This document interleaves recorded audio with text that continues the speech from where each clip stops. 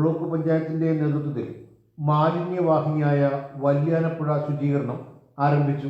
Vaikom block panchayat 2024-25 പദ്ധതിയിൽ ഉൾപ്പെടുത്തി മാലിന്യവാഹിനിയായി മാറിയ വല്യാനപ്പുഴ ശുചീകരണ പ്രവർത്തനങ്ങൾ ആരംഭിച്ചു. വർഷങ്ങളായി പുല്ലും പായലും തിങ്ങി നീരൊഴുക്ക് നിലച്ച പുഴയുടെ പുനരുജ്ജീവനമാണ് ഇതിലൂടെ സാധ്യമായത്.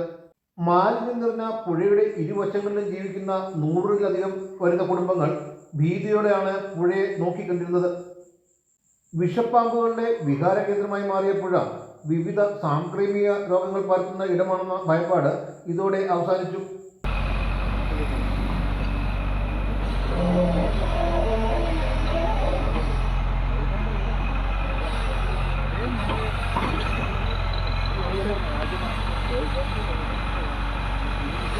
മാലിന്യമുക്ത നവകേരളത്തിന്റെ ഭാഗമായിട്ട് കൂടിയാണ് ബ്ലോക്ക് പഞ്ചായത്ത് ഈ പദ്ധതി ഏറ്റെടുത്തത്. മത്സ്യബന്ധനം ജീവിതോപാധിയായി സ്വീകരിച്ച നിരവധി കുടുംബങ്ങൾക്ക് ഇത് ആശ്വാസമായി മാറിയിട്ടുണ്ട്.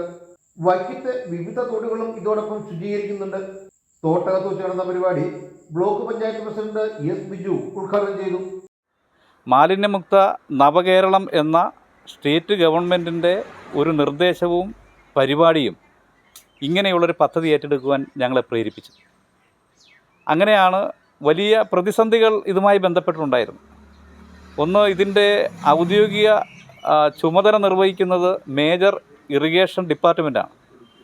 ആ മേജർ ഇറിഗേഷനിൽ നിന്ന് ഇതിൻ്റെ അനുമതി വളരെ വേഗേന തന്നെ ഞങ്ങളത് മേടിക്കുകയും 10 ലക്ഷം രൂപ ഇതിൻ്റെ പദ്ധതിക്കായി വിനിയോഗിച്ചിട്ടാണ് ഇപ്പോൾ ഈ കരിയാറ് ക്ലീൻ ചെയ്യാൻ തീരുമാനിക്കുന്നത്. അതോടൊപ്പം തന്നെ വൈക്കത്തെ നിരവധിയായിട്ടുള്ള തോടുകൾ, ഈ മാലിന്യം കുഞ്ഞുകൂടി നീരൊഴുക്ക് തടസ്സപ്പെട്ട നിരവധിയായിട്ടുള്ള തോടുകൾ ഈ ബ്ലോക്ക് പഞ്ചായത്തിൻ്റെ 6 പഞ്ചായത്തുകളിലും സമ്മിശ്രമായി കിടക്കുന്ന അത്തരം തോടുകളും എല്ലാം ക്ലീൻ ചെയ്യാൻ 42 ലക്ഷം രൂപ അതിനും വകയിരുത്തി അതിൻ്റെ പ്രവൃത്തികളും ആരംഭിച്ചിട്ടുണ്ട്. വികസനകാര്യ standing committee chairman KS Gopinathan, OM Udayappan, ആസൂത്രണ സമിതി അംഗം MD ബാബുരാജ് തുടങ്ങിയവർ ശുചീകരണ പ്രവർത്തനങ്ങൾക്ക് നേതൃത്വം നൽകി. പ്രോജക്റ്റിൻ്റെ ഫലമായിട്ടാണ് ഇന്ന് ഈ വല്യാനപ്പുഴ ആറിൻ്റെ ശോചനീയാവസ്ഥ പരിഹരിക്കുന്നതിന് വേണ്ടി ഈ ചപ്പുചവറുകൾ നീക്കി ആഴം കൂട്ടുന്നൊരു പദ്ധതി നടപ്പിലാക്കാനതിൻ്റെ ഉദ്ഘാടനത്തിന് തുടക്കം കുറിക്കുകയാണ്.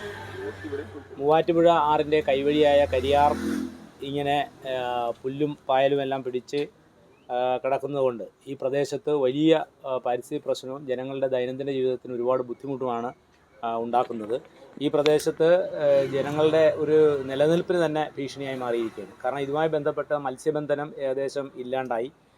ജനങ്ങൾ സാധാരണയായി മുണ്ടാർ പ്രദേശത്തേക്ക് കൃഷിക്കൊക്കെ പോയിക്കൊണ്ടിരുന്ന ജലമാർഗമുള്ള ഗതാഗതം നിശ്ചലമായി, വെള്ളം മലിനമായി, അതുപോലെ തന്നെ മത്സ്യങ്ങൾ ഏതാണ്ട് നല്ലൊരു ശതമാനം ഇല്ലാതെയായി. ഇതിങ്ങനെ പുല്ല് കെട്ടിക്കിടക്കുന്ന മൂലം ഒരുപാട് പരിസ്ഥിതി പ്രശ്നങ്ങളുണ്ട്.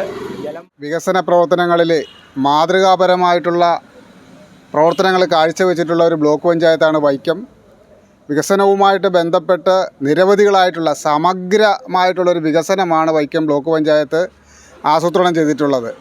അതിൻ്റെ ഭാഗമായിട്ട് വികസനം എല്ലാ മേഖലകളിലും ടച്ച് ചെയ്തുകൊണ്ട് നമ്മളെ പരിസ്ഥിതിയെ സംരക്ഷിച്ചുകൊണ്ടുള്ള ഒരു വികസനമാണ് വൈക്കം ബ്ലോക്ക് പഞ്ചായത്ത് പദ്ധതി തയ്യാറാക്കിയിട്ടുള്ളത്. വിവിധ ന്യൂസ് വൈക്കം.